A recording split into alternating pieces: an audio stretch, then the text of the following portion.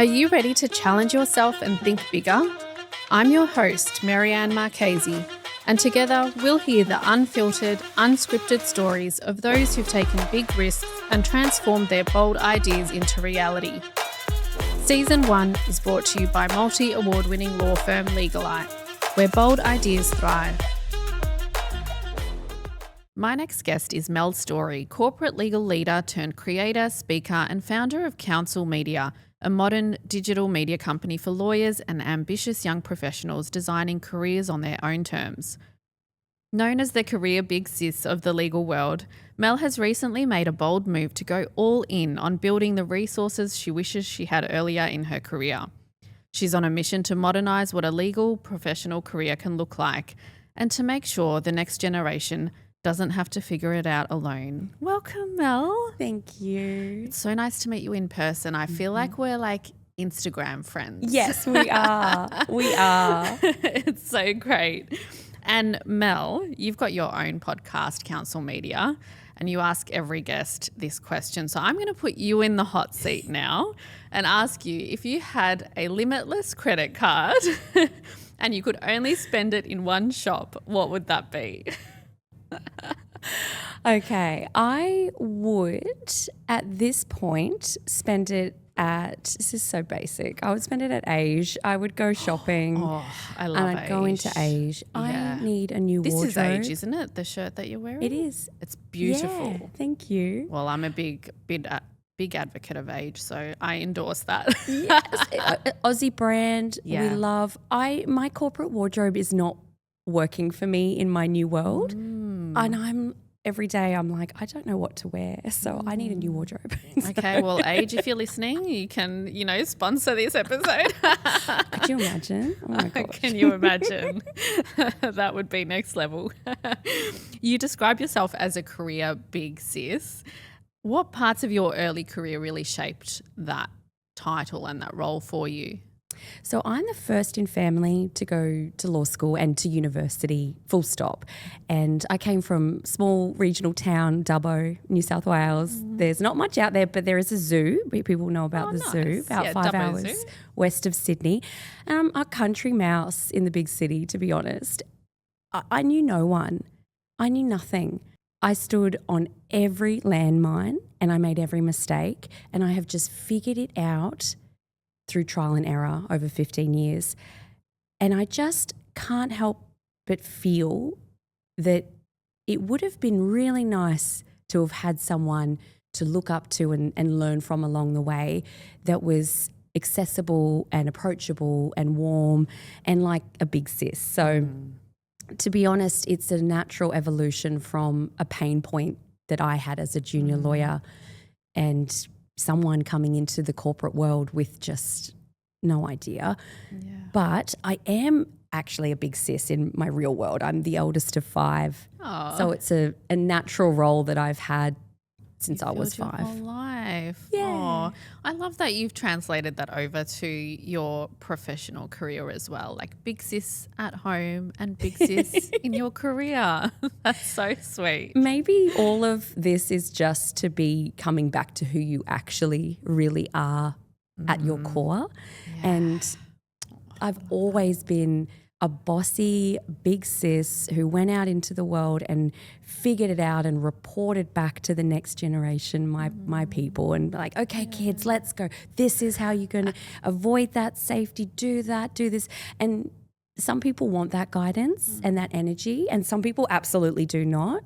And those that do, they find you. They're and then, your people. Yeah, and you you're have to their share. person. Yeah, it's very special. I think it's really great that you're passing on your lessons, your learnings, the landmines, what to look out for, because a lot of, I think we're same generation or even same age, but, a lot of people in this generation are kind of like, oh, I had to go through this and, back in my day, yes, this is XXX. So it kind of justifies continued bad behaviour. But you're like, no, this is not the way things should be. We can do better, and the next generation deserves better. That's exactly right. And you stepped into that role. I feel such passion when I hear you say that, because I do hear that from the professionals of our cohort and a little older as well. And it's that I had to do it tough, and so you do too. Yeah. And I fundamentally disagree. It is incumbent upon every generation to leave a legacy that is making things just a little bit easier for the ones that come next. That is humanity. Wholeheartedly agree. And if you're not working towards doing that in your way, in your community, what are you doing? No. It's selfish and it's low energy, and I'm not about it. Low energy. Such low energy. Yeah, I hate it. I feel like we just I see some things on social media now that are just very outdated notions and things. And I'm like, yeah, I hate that post.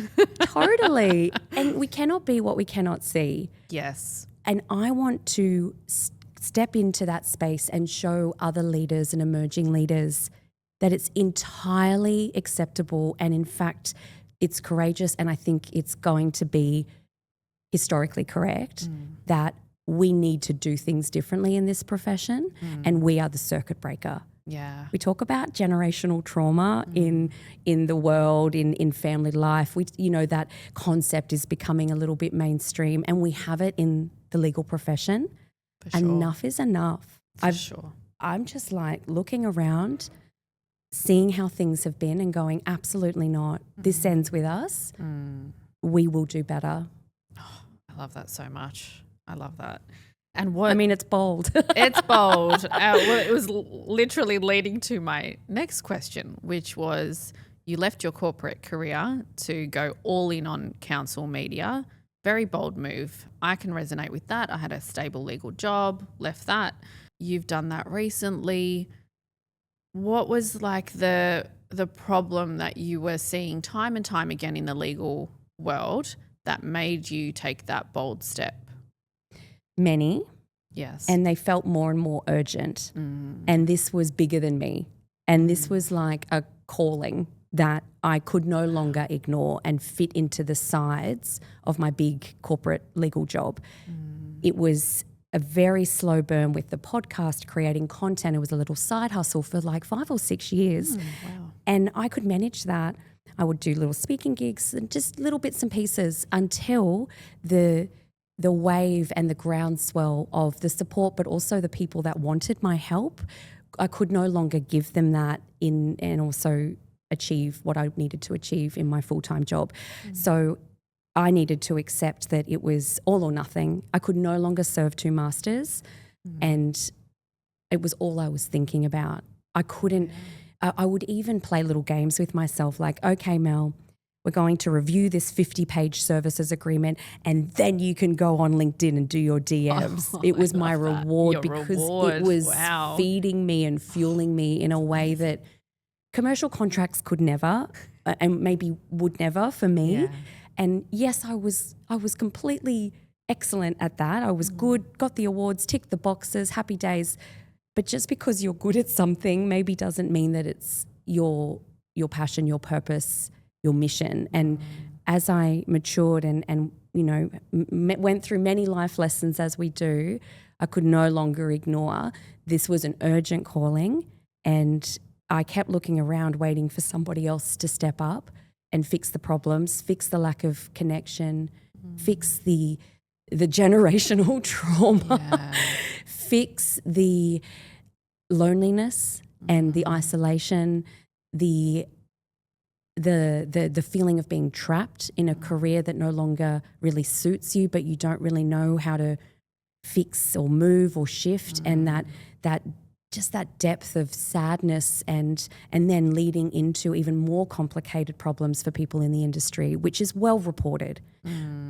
No one was stepping up and doing that in the way that I wanted to, and so I thought, well, I think I need to go all in. I need to rip this safety seal off because I cannot do both anymore. It's not serving me. Yeah. I need to go all in. Yeah. I want to touch on a couple of things that you said there. Firstly, it is well reported, but it's actually not really spoken about much openly, right? Like people who might be suffering in the workplace or being bullied or, sexual harassment. these things all happen and they still get swept under the rug. I love that you are like, no, this is not okay. And you've stepped out of your stable job to do something about it. And for you, what does that look like? Are you mainly working with, as a career big sis, to, you know, the younger generation or the early career generation that are working in professional careers in these kind of environments and guiding them to get out of these toxic workplaces? Talk to me a bit about that. There is absolutely that work. There's the education and the awareness of, well, what is acceptable? What is normal? Just because it's normalized, it doesn't mean it's actually normal and it's okay. And let me give you some guidance, some resources, some reminders of what is and is not legal and acceptable, and how to protect yourself, minimize harm if you find yourself in a situation, and then hopefully safely move out of that. It also goes to the people that have been in our profession for longer, and I work more one-on-one with leaders who are really trying to understand how they can show up and be better and evolve, but are struggling to, I guess, communicate or talk to or understand the emerging generations that are coming up out of law school. And I find myself as an elder millennial, this perfect position to translate between and to mediate almost and explain that it's not entitlement, it's boundaries. And also you are working and you need to be delivering the work, and we can't be, you know, Pilates, matcha girlies taking our, you know, TikTok corporate aesthetic every day, cosplaying corporate life. And it's such a balance. Yeah. So I do that work in lots of different ways. It tends to be creating conversation online and sparking conversation with LinkedIn. It goes like really in the moment you'll see the flurry of activity, but it's not that. It's always the DMs and the people directly that reaching out. Yes. Most people on LinkedIn are lurking and then they will reach out for some assistance or guidance. And I have multiple resources, digital products, you know, ways to work with me in a group or one-on-one setting that is helping to explain that.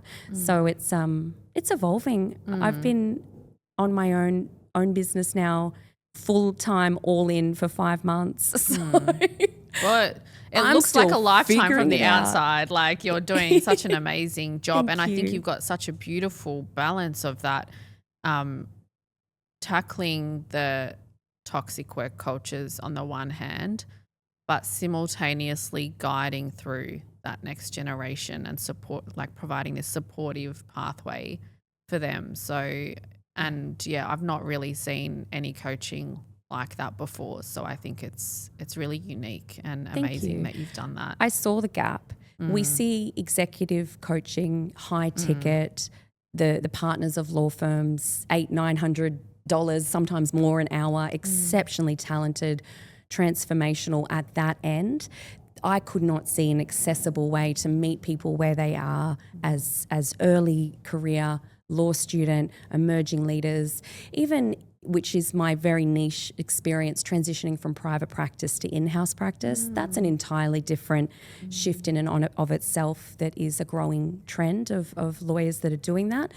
And I was just looking at the market thinking, no one's serving this, no one's helping this. And it does not have to be bespoke, one-on-one, expensive work. We can meet people where they're at with content that's modern, that's accessible, that is, you know, meeting them where they are. Yeah. And what fears did you have to kind of work through? It's so obvious that this was a very strong calling for you. It almost feels like it was made for you. But what kind of fears did you have to work through to take this huge plunge, to leave your stable long-term legal career and really back yourself to go all in on this? I think it was a 2-year period of concentrated inner work to get to that. And when I'm a patient girly, like I will I will really check as best as I can and do my due diligence and get myself through the deconditioning, the decoupling of my identity as a lawyer, the fear around money. And of course, I'm sure every founder feels that. Yeah. What if I think I've got something? I've really tried as best I can within this limited way, and I have been able to prove something. But I won't know one way or the other if this can sustain my lifestyle and allow me to, build the security and the safety that I require for myself. I won't know until I try. I just won't. So I have to do it, and then we'll learn one way or the other. Absolutely. So there was that fear, and there was the fear of the judgment, of course. Look, at the end of the day, the fear of regret was so much stronger than any of those other fears. It outweighed them. It just outweighed it completely. And I took, it was very slow and then all at once. And I was like, I'm out. Very slow and all at once. I am out of here. Well, you're definitely a typical entrepreneur then. I'm happy to hear that. And Counsel Media positions itself as a modern digital media company for ambitious professionals. In your words, what makes it different from more traditional professional development or coaching programs? I know you've touched a little bit on that in terms of you've got the balance between kind of two camps, if you will. But I know, because I see your content, but for the listener who may not have come across you, what is that distinction between, the old school coaching and what you're doing now? It's fun. It's colourful. It's warm. It's inviting. It's inclusive. It's welcome. You're all welcome here. Truly, yeah. Like bring warts and all. I've got them too. I'll share them as well. Here's me ugly crying on the internet again. Like, this is a space that is welcome for all if you are kind and you are willing to look at yourself and do the work. And that's not everybody. And that, as beautiful as it is to shine bright and to bring in your people, it also allows people to self-select away from your energy if it's not for them. And I find that the biggest gift, because I will not be for all people, and nor should we try to be. There will be legal professionals that fundamentally disagree with some of my views. They've had a different life experience. They haven't experienced some of the things that I know to be true for me. And I think that's amazing for them. I think ignorance can be true bliss. I just think that's wonderful. However, that's not my lived experience. That's not the lived experience of so many people that I speak with daily. And I can't help but create that space for those that want it. So I meet people where they're at across TikTok, Instagram, podcast. I'm going to get onto YouTube. Snapchat is coming back for a different generation, and there's high school leavers there curious about a career in law. I'm going to go and speak where they're at, and I'm going to speak in the language that they understand and translate. I think that's what I've become very good at. In corporate law, I could translate the law to my business colleagues, and wherever they were in the business, frontline worker, operational, executive, board, sales, marketing, finance, I could speak their language. I could empathize and reverse engineer what they needed to get what they wanted. And I could morph and shift myself to let my ego go, to be humble, to not have to hide behind the language of legalese and, I'm the lawyer. And no, I met people where they're at, and I use the language that works for them. And I'm just doing that now with a new topic, and I will continue to go wherever I need to go. It can be any platform. It can be in person. And I hope that it's accessible, colourful, fun, warm, inviting, safe space where you might just breathe a little lighter knowing that you're not alone. Yeah. It's hopefully a safe little space in the corner of the internet for lawyers. And I think when people see you sharing such vulnerability online as well, it creates a safe space. And why is it important for you to ugly cry on the internet. I will say that I have learnt I've been creating online for well over 6 years now, and even longer. In a previous life, I had a little blog and I was doing some fitness influencing, if you will. Oh, love it. Way back 2016 when it was peak Fitspo. Oh, yes. Oh, it was a whole different time. And I'm a theatre kid with a creative energy that was so repressed. So it's not hard for me to show up and share and think of this social media as a stage almost. And you are connecting with the people that want to learn and to receive that message from you.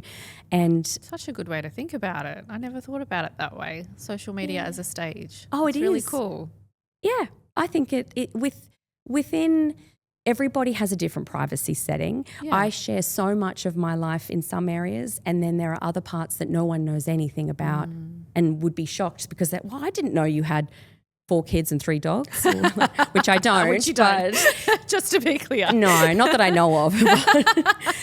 We get to choose how we show up. Yeah. And I think that it's the lessons I've learnt the hard way. I've had every vulnerability hangover. I've overshared and corrected. I've created immature boundaries with people I don't know in real life that have overstepped, and likewise. We've been in this, content creators are going through all of this in the real world for the first time. How do we balance a parasocial relationship and that connection with your personal boundaries? And it's hard. I really am still learning very much how to create that balance. And that makes a lot of sense. yeah. Like, you want to be vulnerable and show up online because that's unlocking something for your audience, for yourself. You're creating content. Literally, you're a creator. Yeah. But I can see how that would open up this expectation that, well, your life is public. You're online, so we've got access, Yes. Unfettered access. That must be a really kind of daunting, I think, also for people that are trying to build up their personal brand online. It's something to navigate. I think as with most things, we can look outside of the profession for inspiration. And what the corporate professional, this B2B influencer space that is evolving very quickly, we are not doing anything new. The fitness girlies, the travel girls, the lifestyle girlies, the fashion girlies, It's not new. they've been doing it. They have agencies and infrastructure and talent management, and they have virtual assistants. They have many chat and the auto replies all set up. They treat it like the business that it is, but they've had to go through the public shamings, the public everythings.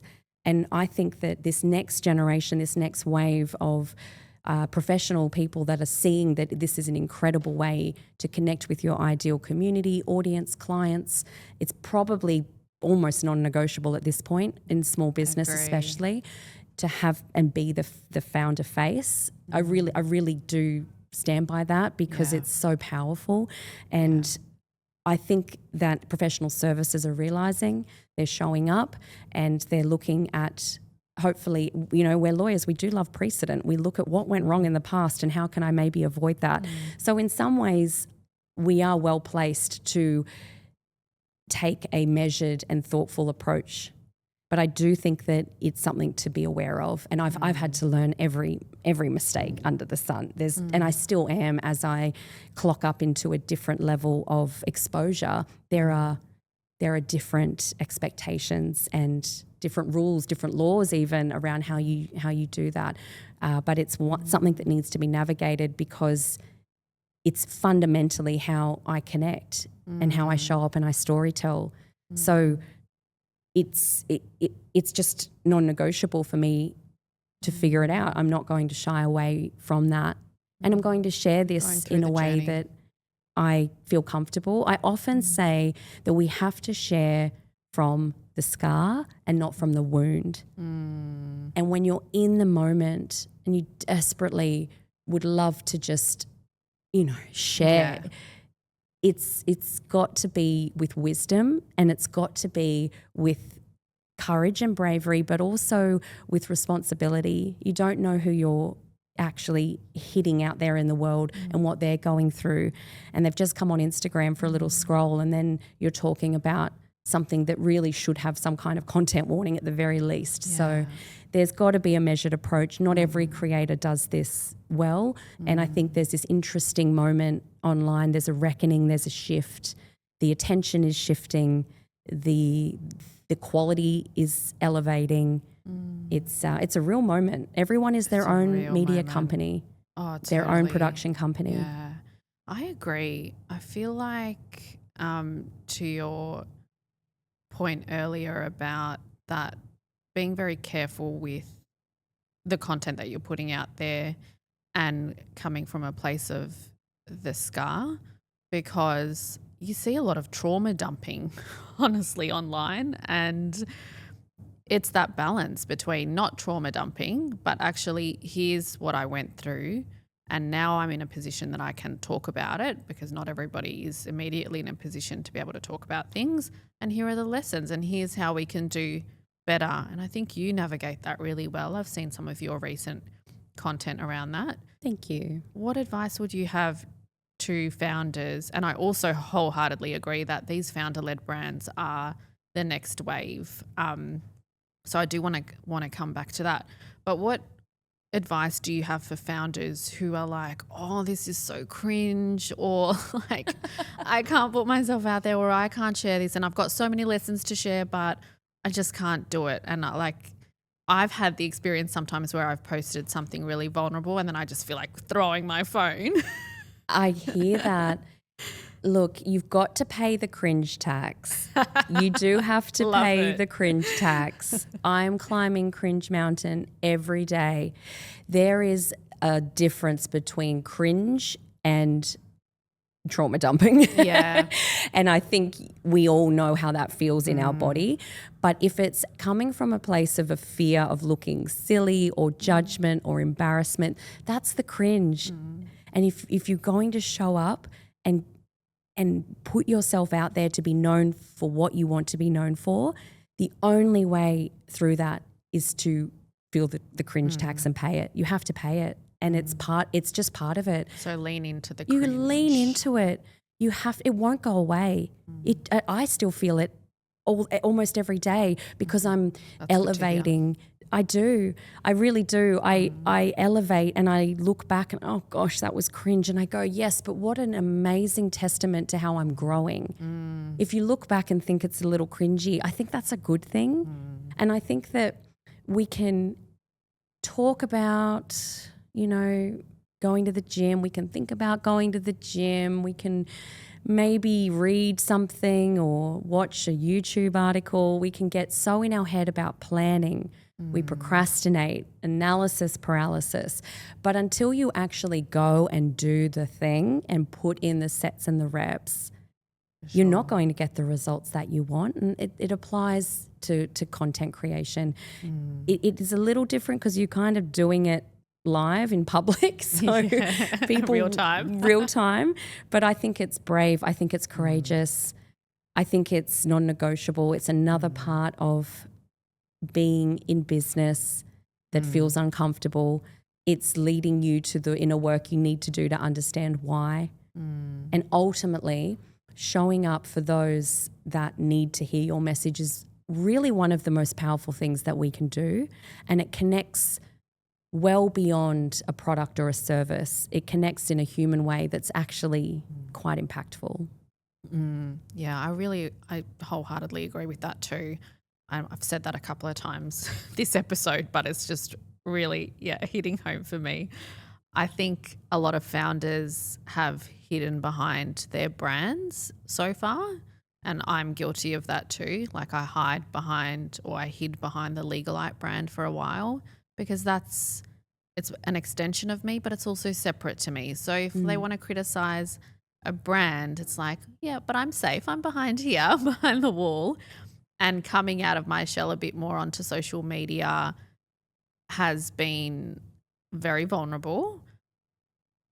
But what would you recommend to founders like me who are just starting to come into this space? And you mentioned before that it's elevating. What's a couple of things or tips that you could give to founders that are putting their founder brand front and center to show up authentically online?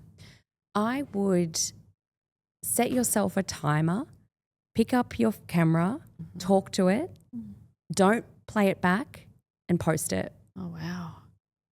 And see what happens. Wow. Yeah, you got the cringe like right in the feels feeling that time. that? I'm like, oh, You're God. feeling that? I'm feeling that. I think that is the biggest way to prove to yourself that it's actually okay. Yeah. It's actually safe. It's actually all right. And if the other thing I would say is to take the pressure off. Sure. Tell yourself that the measure of success for this piece of content is that one person sees it. And even less than that, if that feels too big, the measure of success for this piece of content is that I post it. I really love that. That's it. Really love that. Because there's so many vanity metrics out there. Yes, It's like, how absolutely. many followers do you have? How many likes did it get? How many saves? How many shares? How many followers? We need to flip that script fundamentally. The days of the virality and that quantity, I think they're gone. They're long gone unless you have serious cash to pay for the reach. But if you're doing an organic play, which is just an awesome way to connect and to show up, you want quality. You want quality. If you're starting a podcast and it's 50 downloads, but they're 50 of your ideal clients or customers, that's incredible. That is incredible. How often do we get an opportunity to show up in a room and speak to 50 people? That's true. It's a good way to think about it. That's all it is. When I show up and when I did earlier on LinkedIn, I would often maybe have 2 or 3 likes and I'd think, that's actually lovely. If I walked down the street and had 2 or 3 people compliment my outfit, oh, yay. I'd feel on top of the world. For sure. So 2 or 3 likes from someone that's going about their busy day, saw something I put out into the world and went, you know what, that's not bad, like. You know, even if it is mum, it's fine. Yeah, it's fine. Someone who took their time out to say, I see you, thanks for that. And so it just takes the pressure off. Yeah. And that's what I did. I do say when I coach lawyers, often we have to take our lawyer hat off and put our creative hat on. This is not about perfection. That's for your legal advice. This is about creativity. This is about fun and learning and failing and doing it in a playful way, which is something we all have within us, but we haven't accessed for a very long time if we've been practicing law in a way that usually doesn't allow space for that. So be playful, have fun, accept that, you know, done is better than perfect with creativity. You can still be considered professional and polished, heaven forbid if there's a little typo here or there. It's not your legal advice, and you can always go back and fix it. Yeah. Yeah, I think that's really good advice. What have been some of the most surprising or affirming results that you've experienced in the clients that you've been working with? So many. Oh my gosh. I think whenever someone says, it's just what I needed to hear. How did you know? That's just what I needed to hear. And this relief, I almost wish I could do before and after photos with an hour with someone of the, and then the. You should do it. I'd love to. It's palpable, cool. And it's a transformation that gives me such good little breadcrumbs of, oh no, I'm on the right track here. This is important work, and this is doing something that's important. So it's that sense of relief, and they just breathe out for a bit. They're just like, oh, I'm going to be fine. Yeah. I'd like to think of myself as an expander for people, and I show them the opportunities, and I see them how they might not have seen themselves for a little while, remind them of what they can do and where they've come from, and reframe things, and then also go, hey, you know, you can also work in this way, this way, this way, this way, this way. And they're like, what? There's other options available. There's so many options. Nobody told me. Yeah. I'm telling people. Yeah. And I'm doing it. I cannot wait. I'm 355 pages through my ungate-kept guide to legal careers. Oh, It's for law Ooh. students. I'm going on tour next year. I want to hit every law school and I want So this thing cool, to be Mel. right. Are you a structure seeker, an impact seeker, or an autonomy seeker? Let's do some inner work, some values work. Let's learn about who you are today and where you want to go in your career. What are you seeking? Because those three things will lead you down different paths within the law and then within different paths again and again and again. But let me show you the whole menu that is available to you with your law degree and your practice, even if you've been practicing for 5, 10, 15 years. Let's have a look at the menu, because it's not just this one little shiny cupcake of a clerkship at a big law firm that you've been told about and you're all fighting over the shiny cupcake, so you feel very stressed if you don't get it. Yeah. You might not even like cupcakes. No. You might want a savoury option. Let me show you. I'm really loving this analogy because I'm already thinking about the sponsorship opportunities from a beautiful bakery. I love that. That's just how my brain works now. I'm like, These are the I could, options. Brookie Sponsored. Bakehouse, girl, you're Brisbane, let's chat. Very cool. Well, I'll make sure to clip this out of the episode for you. Love it. Always thinking about Always promotionals. When you think about the future of the legal industry, especially for the next generation of lawyers, how do you hope it looks different in, say, 10 years' time? I hope it is more inclusive and safer. Safer to come to work, to do good work, and to not be abused, harassed, bullied, treated with such manipulation and narcissistic behaviour that's been allowed to just absolutely fester and thrive and be rewarded. Those things, you can make money and have an awesome practice and be a good human. Yeah. You do it and you're not alone.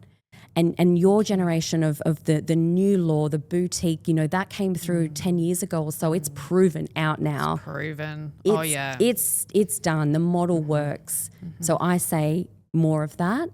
And I say have a very good think about who you are and what you actually want, not what you've been told you should want, not what your parents expect, society, what your peers are doing in law school. Put the blinkers on, run your own race and be led from an internal source of truth for you. And also allow yourself to change. Because what we really wanted in our early 20s is very different later on. I can attest to that. Yes. For sure. And what an amazing opportunity that we have the education and the backing of a degree and a career and a way of thinking that allows for that transformation and evolution. We're the only ones holding ourselves back, really. Right. And we've got so much to give. And I just want the next generation coming through to be led from that. You cannot be what you cannot see. So we elevate all of those people doing that wonderful work and they become the metric of success, not what it looks like on Suits or Boston Legal or the stale pale and mail. Yes. That is... We're done with that. We are done. And we So will done. bring the good parts of tradition and legacy with us, but we are leaving the things that no longer serve most. And that's a lot. It's a lot. It's a lot of baggage. Yeah, obviously I'm in the legal industry too. I see it still every day, obviously not within my own firm. Still hear about it. Yeah. I have people apply for jobs with us where I'm like, I wish I could take you all, because you almost feel this sense of obligation when you're a leader in the legal industry like yourself, that you want to not save is not the right word, but you want to create a different industry for the next generation. And you are absolutely doing that. And I think the advice to forge your own path, however that may change, is really beautiful advice. Thank you. My last question for you is, what's one piece of advice you've got for someone who has a bold idea? I say future trip and take yourself to a little cafe with the 85-year-old version of you. Meet them there. What do they have to say? What are they excited to talk to you about? Are they a little bit annoyed that you didn't do it Is there regret? Or is there, yes, well done you did it. I'm so proud. Yes, it didn't work out, or look at what it created, or who knows. But whenever I think about that 85-year-old version of me, like she was begging me to leave full-time legal practice and try this new thing. And I finally listened to that version of me. And no matter what happens from here, I'm going to be really happy to meet her and go, girl, I did it. She'll be proud. I think she will be. Mel will be proud. I think so. And who knows where we'll go. But if you feel the boldness, that's your future self calling you to take that action to become that person. So I think you need to do it. That is so beautiful. I'm going to leave it there because that is the best spot to leave this episode. It's been an absolute joy talking to you, Mel, and to meet you in real life finally. Thank you. Thank you for having me, holding space. Am I your first Brisbane guest? Yes, as well? you are. Woo. Well, yes, Represent. the Sunshine State. We don't have daylight savings, but we do some other pretty cool things too. Yeah, no, Brisbane represent. Thank you. Thank you. If you loved what you heard, make sure you follow the podcast so you never miss an episode. Or even better, leave us a review. And if you have a bold idea of your own, I'd love to hear from you. Check out the show notes to get in touch.